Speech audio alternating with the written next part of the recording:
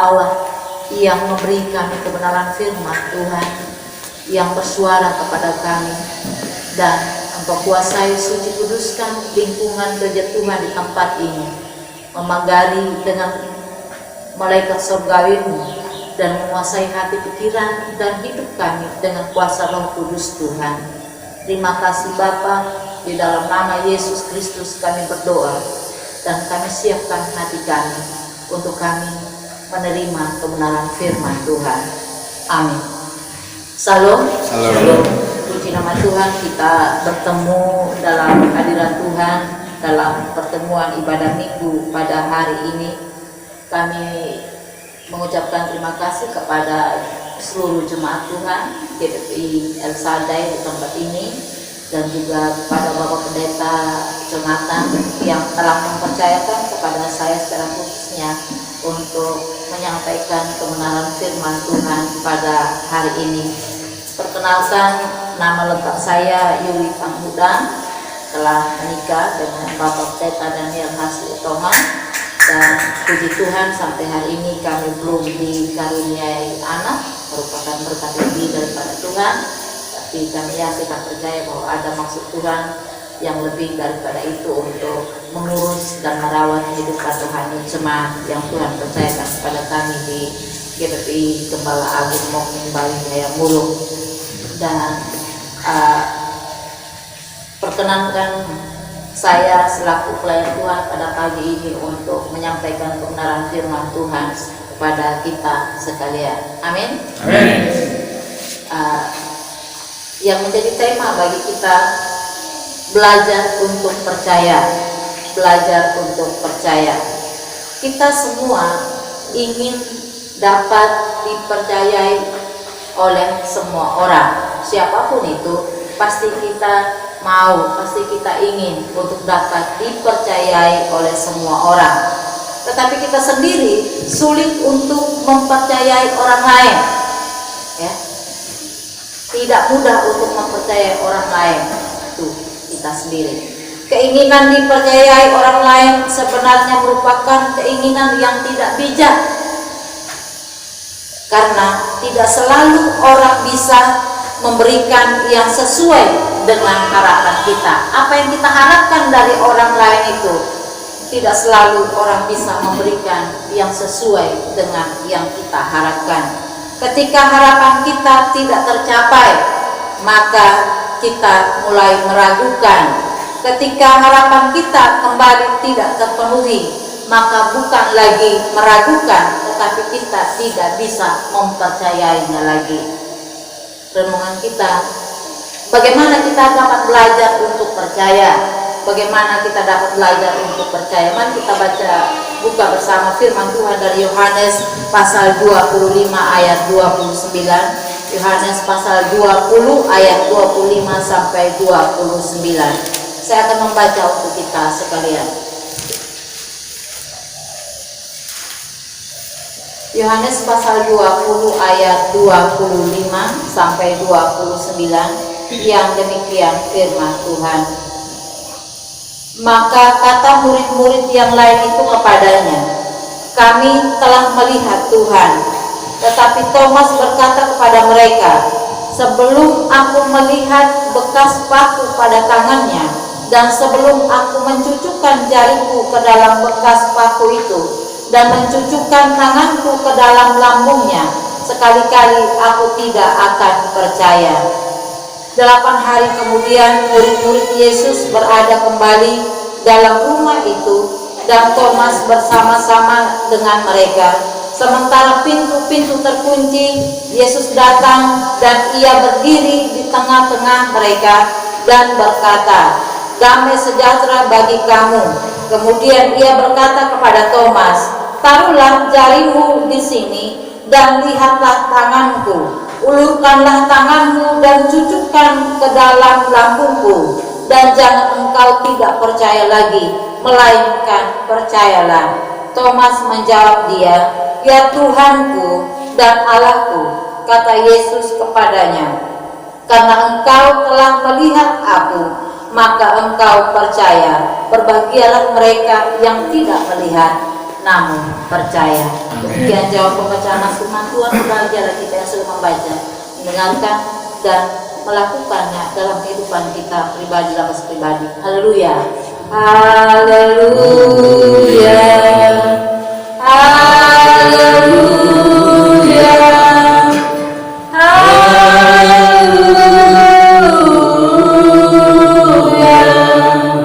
Bagaimana kita dapat belajar untuk percaya dari firman Tuhan Yohanes 20 ayat 25 sampai ayat 29 yang telah Bapak Ibu jemaat sekalian telah menyimak bersama tadi dalam firman Tuhan. Thomas tentulah salah seorang yang juga berharap bahwa Yesus menjadi pemimpin yang mampu membebaskan penderitaan umat pada saat itu. Sama seperti orang-orang pada umumnya saat itu, mereka ingin dibebaskan, mereka ingin dipulihkan dari penderitaan. Tetapi ketika menyaksikan apa yang terjadi dengan Tuhan Yesus, di mana ia ditangkap, di mana ia dianiaya, di mana ia disalibkan, bahkan sampai mati di atas kayu salib dan dikuburkan, tentu telah menimbulkan keraguan Thomas kepada kehadiran Yesus dalam hidupnya. Ketika murid-murid yang lain bersaksi tentang kebangkitan Yesus, Thomas pun menanggapi dengan keraguan yang besar. Ia ragu, mana mungkin Yesus bangkit dan hidup lagi, menimbulkan keraguan yang besar dalam kehidupan Thomas. Menanggapi dengan keraguan yang besar, ia ingin melihat lebih dahulu dengan mata kepalanya untuk bisa percaya tentang kebangkitan Yesus dari antara orang mati. Di sini Thomas menuntut bukti, ia meminta bukti mana Tuhan Yesus yang telah bangkit dari antara orang mati itu, mana buktinya? Ya. Rene adalah seorang yang tahu tentang keberadaan Allah, tetapi selama bertahun-tahun ia tidak percaya kepadanya, ia tidak percaya kepada Allah. Mengapa? Ketika masih kanak-kanak, si Rene ini, ia mengalami aniaya dari ayah kandungnya. Sangat kejam ia alami dalam kehidupan Rene, mengalami aniaya. Trauma itu meninggalkan beberapa luka batin dalam kehidupan Rene, yang mengakibatkan Rene menyalahkan diri sendiri dan sempat ingin bunuh diri dan tidak pantas untuk hidup lagi. Ketika menginjak dewasa, Rene menikah, tetapi tidak dapat mempercayai bahwa suaminya yang ia nikahi itu benar-benar mencintainya. Rene membiarkan dirinya akibat berbagai macam penderitaan membuatnya tidak dapat membawa dirinya untuk percaya kepada Allah. Ada banyak masalah dan mencoba mencari pelarian melalui obat bius, narkoba, alkohol, minuman keras, hidup bebas, dan sejenisnya yang lain yang dapat merusak kehidupan Rene. Tetapi Rene memilih jalan yang berbeda. Rene menyerah kepada Allah yang Rene sendiri tidak percaya. Ia menyerahkan diri kepada Allah yang Rene sendiri tidak percaya. Fondasi Rene ambruk terlalu cepat sehingga ia hanya berpegang pada secercah harapan yang didapat dan ditemukannya, yakin Allah dalam hidupnya melalui kehidupan rohani pada umumnya.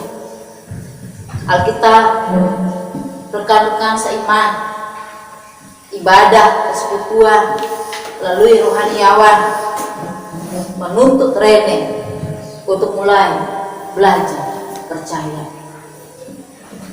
Seringkali kita juga bersikap seperti Thomas dalam kehidupan kita. Kita baru bisa percaya jika kita sudah melihat dengan mata kepala kita sendiri mendengar dengan telinga kita sendiri. Seringkali kita bersikap seperti Thomas, menyaksikan dengan mata sendiri, baru saya percaya. Jika saya tidak melihatnya secara langsung, maka tidak saya percaya. Mengetahui langsung hasil perbuatan, baru kita bisa mempercayainya. Keinginan untuk mempercayai orang lain dan dipercayai pun adalah hal yang tidak bijak, karena tidak selalu orang-orang yang di sekitar kita bisa memenuhi setiap harapan-harapan kita. Amin.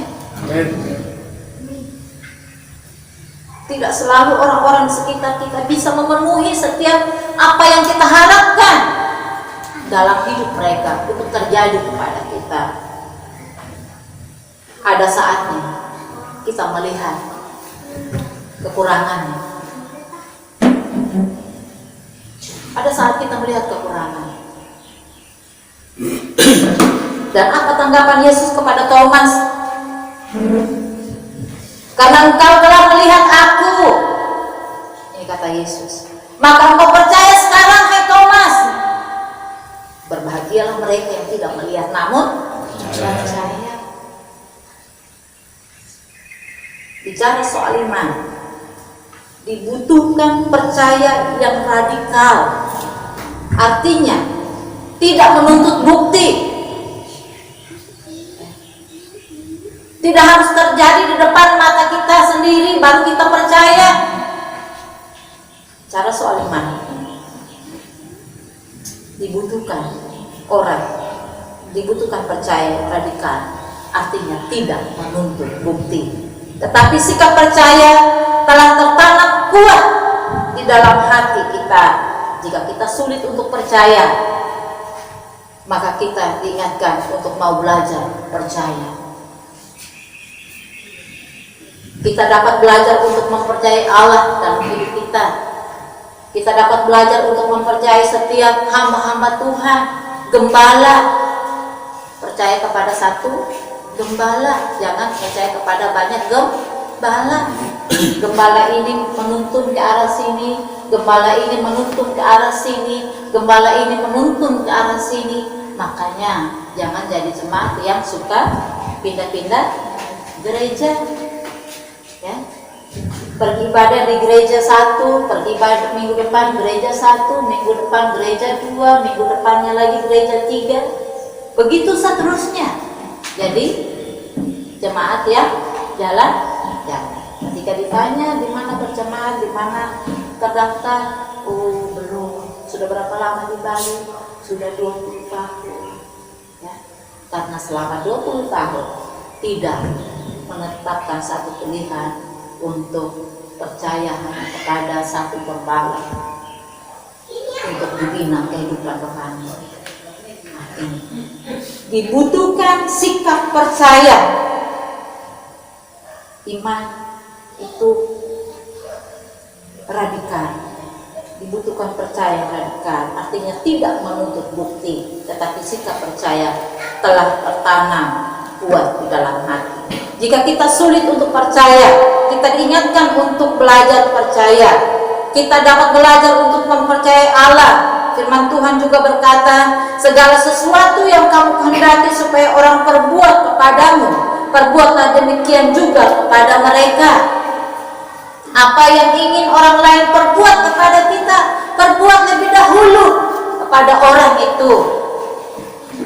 Seringkali kita menuntut ingin disayangi istri, ya. Maunya istri menyediakan segala sesuatu yang kita butuhkan, tetapi sebagai suami tidak ingin memperlakukan lebih dahulu kepada istri. Begitu sebaliknya, istri memperlakukan ingin disayangi suaminya, ya. Tetapi istri tidak lebih dahulu untuk memberikan rasa kasih sayang itu lebih dahulu kepada suaminya. Ingin